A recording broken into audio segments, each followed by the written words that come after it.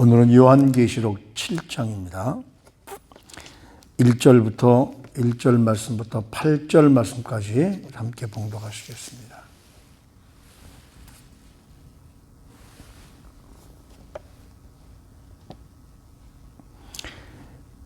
요한계시록 7장 1절 말씀부터 8절 말씀까지입니다. 함께 봉독하시겠습니다.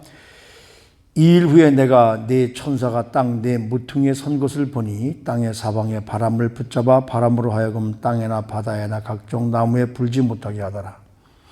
또 봄에 다른 천사가 살아계신 하나님의 인을 가지고 해 돋는 데로부터 올라와서 땅과 바다를 해롭게 할 권세를 받은 네 천사를 향하여 큰 소리로 외쳐 이르되 우리가 우리 하나님의 종들의 이마에 인치기까지 땅이나 바다나 나무들을 해치지 말라 하더라. 내가 인침을 받은 자의 수를 들으니 이스라엘 자손의 각 지파 중에 인침 받은 자들이 14만 4천이니 유다 지파 중에 인침을 받은 자가 1만 2천이요 르우벤 지파 중에 1만 2천이요 갓 지파 중에 1만 2천이요 아셀 지파 중에 1만 2천이요 납달리 지파 중에 1만 2천이요 므낫세 지파 중에 1만 2천이요 시몬 지파 중에 1만 2천이요 레위 지파 중에 1만 2천이요 이사갈 지파 중에 1만 2천이요 스불론 지파 중에 1만 2천이요 요셉 지파 중에 1만 2천이요 베냐민 지파 중에 인침 받은 자가 1만 2천이라. 아멘.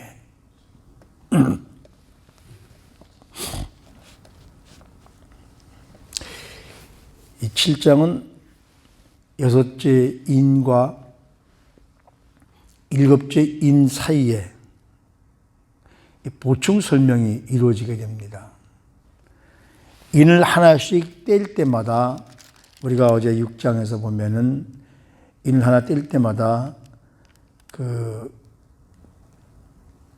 검은 말, 붉은 말, 그리고 그 흰 말, 붉은 말, 검은 말, 청황색 말이 나오는데 하나님의 이 백성들을 유혹하는 말들, 그리고 세계 도처에 어려움이 있을 일들, 이런 일들이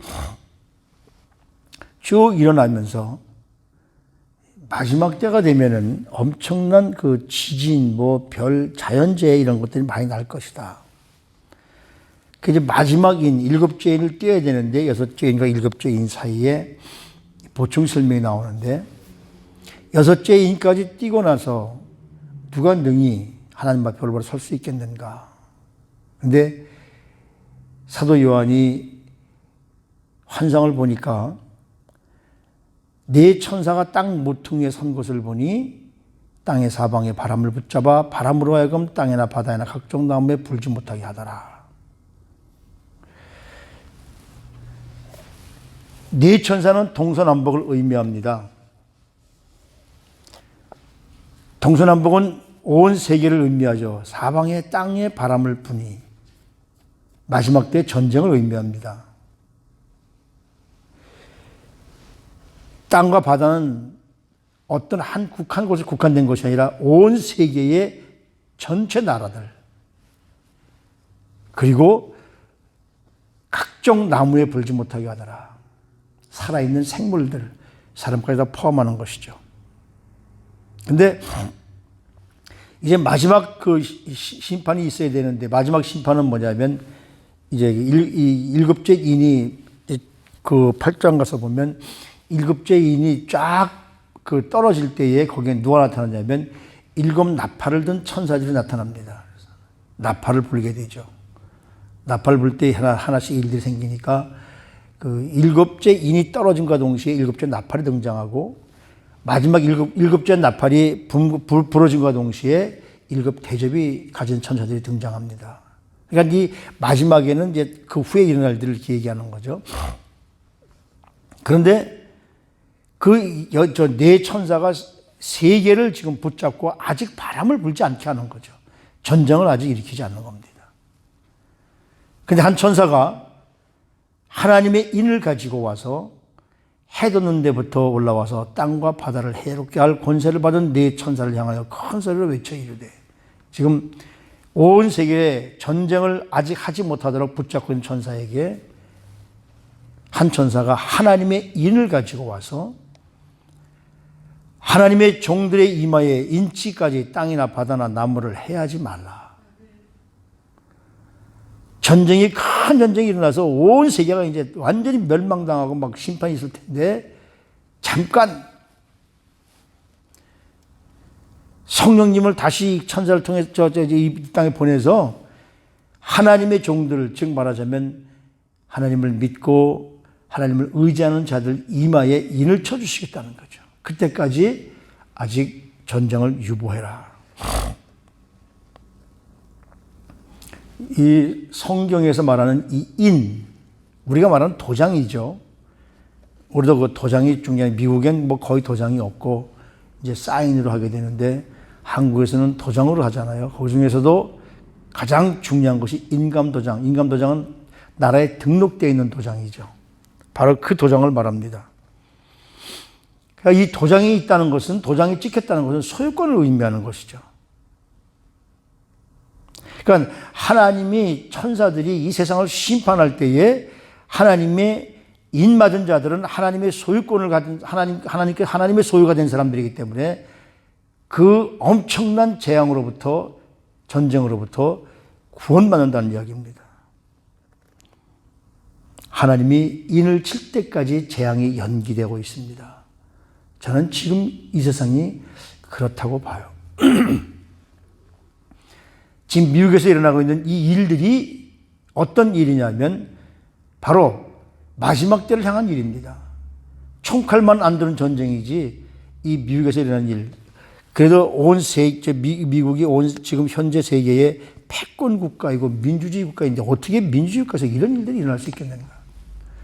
지금 미국 내에 소리 없는 전쟁이, 엄청난 전쟁이 일어나고 있고 지금 그 전쟁이 일어나기 직전에 어떻게 하느냐? 뭐 지금 미국의 대통령 곁에는 많은 사람들이 있어서 지금 그 사람들이 뭐 이렇게 해라 저렇게 해라 하지만 그래도 보면 이 미국의 역대 대통령 가운데 연설이나 이런 곳에서 보면 가장 하나님을 많이 표현하는 이 대통령이기 때문에 아마 지금 이 시대가 아닐까 하는 그런 생각을 갖게 되죠. 당장 실행하지 말고, 그러니까 하나님이 하나님의 백성들, 하나님의 종들을 인치겠다고 하시는 모습은 하나님이 마지막 때 철저한 보호를 의미하십니다. 우리 이 성경을 보면 성경도 그렇지만은 이 모든 신약을 보면은 세 가지 설이 있습니다. 전천년설, 후천년설, 무천년설이라는. 이 위슬리안 쪽 우리 성결교나 이 구세군 감리교 이쪽은 전천년설을 받아들이고 있죠. 뭐 전천년설인지 후천년설인지 무천년설인지 우리 사실은 모릅니다. 그때 가봐야 아는 거죠. 성경에 뭐 전천년설이라고 얘기한 것도 없지만 사도 바울의 말씀이나 베드로 사도의 말씀이나 이 말씀을 보면 그래도 전천년설이 상당히 유력한 것으로 보이는데 무슨 말씀이냐면 마지막 때에 엄청난 심판이 있기 전에 하나님이 우리 하나님의 인친자들을 보호하시고 휴거시켜 준다는 것이죠. 천년 세월이 이르기 전에. 후천년설은 이런 모든 것들이 다 있기 전에 휴거가 일어난다는 이야기입니다. 무천년설은 휴거가 있을지 없을지 잘 모르겠다는 이야기죠. 그 천년이 지금 시대에 계속 오는 거기 때문에 그 천년이라고 있는 것이 아니다. 근데 장로교 쪽이 이 후천년설 쪽을 많이 따르고 있고요. 이 성결교 웨슬리안 쪽이 개혁 쪽이 그렇고 이쪽이 전천년설을 많이 따르고 있고. 여기 오늘 본문 말씀을 봐도 엄청난 세계 전쟁이 일어나기 시작하게 되는데 하나님이 천사를 보내서 잠깐 하나님의 인을 가지고 와서 마지막 때에 하나님을 믿고 의로운 사람들을 전부 다 나무에 인을 쳐서 그들을 해하지 못하게 하라. 근데 여기 보니까 내가 인침받은 자의 수를 들으니 이스라엘 자손이 각 지파 중에서 인침받은 자들이 14만 4천이다. 이게 그 종말론을 신봉하거나 이 종말론에서 가장 이단이 많이 생깁니다.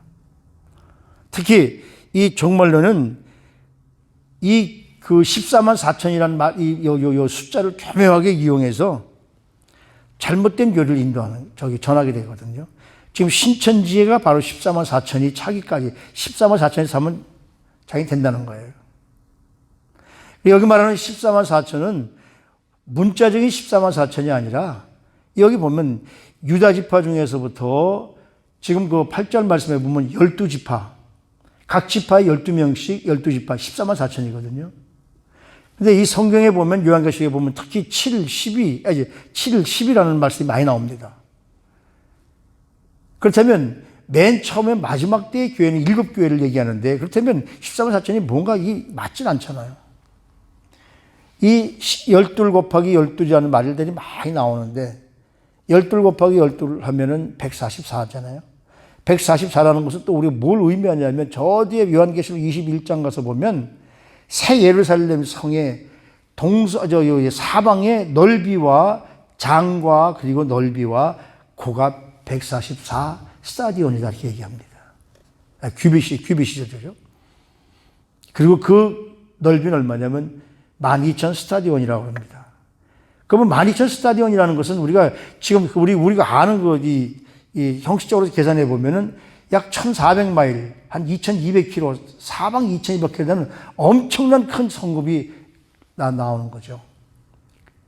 그것이 꼭 12,000 이것이 아니라 12이라는 숫자는 바로 이 요한계시록에서 유태인들 사이에서 가장 많은 숫자를 의미합니다. 그래서 1년 12달, 12진법이잖아요. 거기에 12이면 14만 4천이 아니라 그만큼 많은 것을 의미하는 거죠. 나중에도 말씀드리겠지만은 바로 이 사람들이 누구냐면 마지막 때에 출애굽 시대에 이스라엘 백성들이 출애굽 시대에 하나님의 죽음의 천사가 온 애굽을 덮을 때에 모세를 통해서 그날 밤에 양을 잡고 양의 문설주에 피를 발라라. 죽음의 천사가 그 문설주에 피를 바른 집을 유월 넘어가게 됩니다. 하나님이 살려주시는 것이죠. 바로 그 인받으라는 겁니다.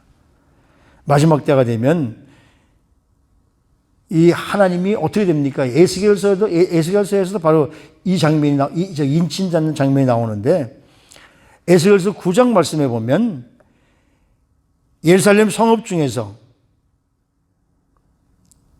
이 온 천사가 준행하면서 가증한 일을 한 사람들, 그 가증한 한 사람들 때문에 마음 아파하고 슬퍼하고 기도하는 자들, 그들의 이마에 표시를 해라고 합니다.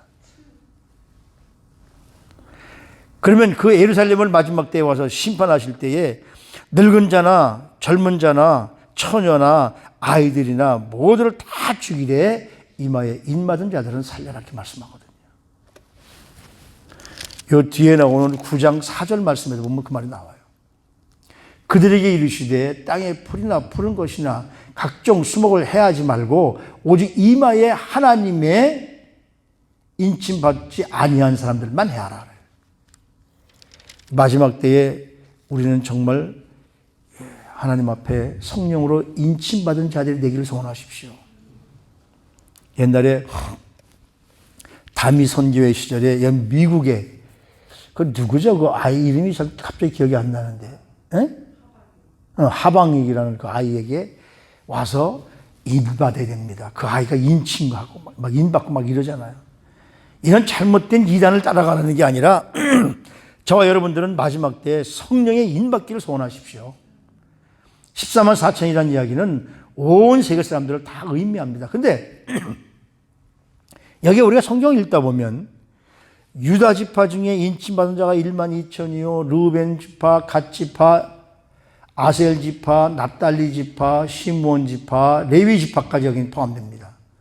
원래 그 구약 성경에서 레위 지파는 제외되는데 여기 레위 지파까지 포함이 되고, 그리고 이사갈 지파, 스불론 지파, 그리고 요셉 지파, 마지막에 베냐민 지파까지 12지파가 되는데, 여기서 므낫세와 에브라임은 요셉의 아들로서 한 지파씩 차지했잖아요. 그래서 여기서 요셉 지파는 에브라임 지파를 의미합니다. 그렇다면 한 지파가 빠져 있죠. 어떤 지파가 빠진 것 같습니까? 12지파 중에 단 지파가 빠졌습니다. 왜 빠졌는지 우리는 알 길이 없지만 성경을 해석하고 뭐 이런 사람들을 보면 마지막 시대에 적그리스도가 단 지파에서 나올 것이 아닌가라는 의심을 해봅니다. 실제로 그렇다는 것은 아니에요. 성경에 단 지파라는 얘기는 안 나오니까. 근데 12지파 중에 빠졌으니까 혹시 그럴 것이 아닐까라고 생각을 하게 됩니다.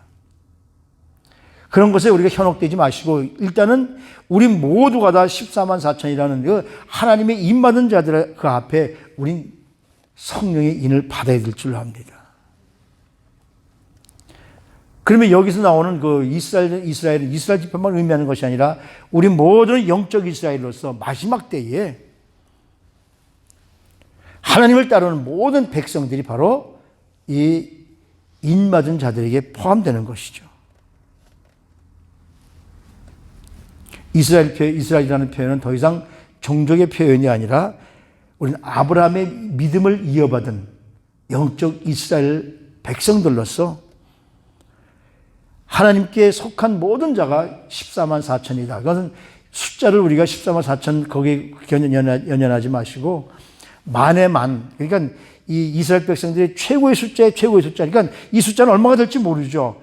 하나님이 끝까지 기다리시면서 하나님의 백성들의 인을 쳐서 이 마지막 때의 심판을 면하게 해주시는 놀라운 하나님의 사랑을 발견하게 됩니다. 그러니까 지금 전쟁이 막 일어나려고 그러는데 그 천사들을 잠깐 붙잡아 놓고 내가 이 하나님의 백성들이 인칠 때까지 아직 아니다. 이렇게 보면 아직은 마지막 때가 아닌 것 같습니다. 그러나 마지막 때를 향한 조짐이 우리에게 보이고는 있어요. 성경에 보면 수많은 사람들의 다양한 일대기가 그려져 있습니다. 두드러진 업적을 남긴 인물도 있고 진리를 깨닫지 못한 채 고통 속으로 들어간 사람들도 적지 않고 우리가 잘 아는 바대로 아브라함, 야곱, 이삭, 모세, 여호수아, 다윗, 느헤미야, 이사야, 예레미야, 에스겔 이런 구약 시대를 인도한 인물들이든지 아니면 신약 시대의 베드로, 바울, 요한 그 외에 많은 사람들 이런 사람들이 오늘 우리가 이런 사람들을 따라가야 되겠다는 것을 많이 가르쳐주고 있거든요. 근데 성경에 보면 이런 인물들이 이런 인물들과 달리 별로 업적은 남기지 않았지만 성실한 자세로 인생을 산 사람들도 많이 있어요. 성경에도 그런 사람들이 있기 때문에 우리같이 오디너리한 평범한 이런 사람들은 정말 마지막 때에 어떤 삶을 살아야 될까? 그렇게 사람들에게 막 각인시키는 대단히 위대한 사람이 아니라 평범한 사람임에도 불구하고 하나님이 나 같은 사람들 쓰고 계시다는 사실을 우리는 깨닫게 되거든요. 그래서 우리가 또 다른 기쁨과 위안을 받습니다. 여기서 우리에게 가르쳐주는 바는 뭐냐면 모든 인받은 자가 되어줘야 될 이유는 뭐냐면 우리 삶의 열매를 나타낼 줄 알아야 된다는 것이죠. 삶의 열매는 무슨 업적이나 무슨 어떤 공로를 세워서 이루어진 것이 아니라 바로 우리가 일상생활에서 하나님의 자녀답게 올바로 살고 하나님의 자녀다운 삶을 사는 것이 바로 우리 그 성령의 열매를 맺고 사는 삶인 것이죠. 장차 우리가 마지막 때에 하나님 앞에 설 때에 얼마나 큰 교회를 지었고 얼마나 큰 교회를 다녔고 얼마나 큰 교회에서 그 신앙생활을 했고 주일날 빠지지 않고 나갔느냐 이런 것들이 심판의 잣대가 아니라 올바른 신앙인으로서 깨끗한 인격자로 살았느냐 과연 나는 어떤 모습의 삶을 살았느냐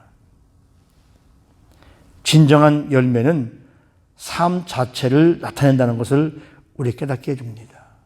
베드로는 그 모습을 어떤 모습이냐면 신의 성품에 참여하는 것이라고 그래요.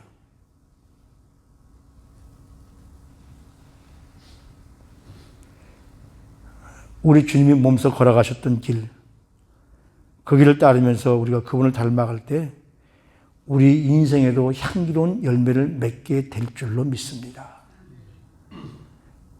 이제 우리 앞에 우리 주님 오셔서 마지막 때에 큰 일을 이룰 때 우리 모두가 성령께서 하시는 우리 모두 인을 받고 성령 받고 마지막 때에 일어날 일, 바로 우리가 이 마지막 때 엄청난 고난을 피하게 해주신다는 것이 아니에요. 그걸 이길 수 있는 능력을 가르쳐 주신다는 거예요. 그때 우리가 이 성경대로 휴거가 반드시 성경에 이 사도 바울을 통해서 데살로니가 보면 있으니까 저와 여러분들이 휴거되기를, 하나님의 인침받은 자가 되어서 우리 주님 공중에 임하실 때에 이 모든 어려움들을 다 이기고 마지막 때에 주님 앞에 올라갈 수 있는 준비된 저와 여러분들이 될 수 있기를 주님의 이름으로 부탁을 드립니다. 14만 4천이라는 이 그 숫자의 사이비에 빠지지 마시고, 왜 그런 것들이 빠질까요? 하나님의 말씀을 올바로 모르고 어떤 부분만 알기 때문에 그렇습니다. 오늘도 삶으로 열매를 맺으시는, 하나님이 허락하신 향기로운 열매를 맺는, 이제 이 9절 이후에 보면은 마지막에 우리 기도의 향기가 하늘에 올라가게 되는데, 우리의 기도도 하늘에 올라가서 하나님께서 우리 삶을 보시면서 향기로운 열매를 맺는 성도님들이 되셔서 마지막 때를 준비하는 데 앞장서시는 우리 모두가 되시기를 주님의 이름으로 축복하며 부탁을 드립니다. 하나님, 두렵고 떨리는 심판 중에도 하나님의 어린 양 통해서 하나님의 양들을 보호하시는 하나님의 놀라운 사랑을 바라봅니다.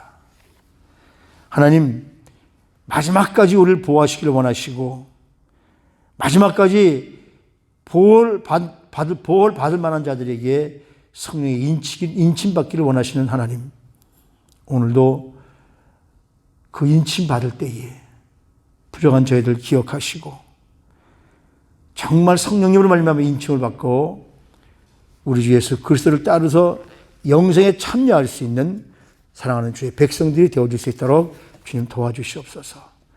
잘못된 곳에 현혹되어서 내가 어떻게 하면 이렇게 할까가 아니라 하나님께서 우리를 보호하시고 인도하시는 그 인도에 따라가는 마지막 때 십자가 군병이 되어서 우리 주님이 인도하시는 인도에 따르는 사랑하는 성도님들 삶이 될 수 있도록 저들을 축복해 주시옵소서.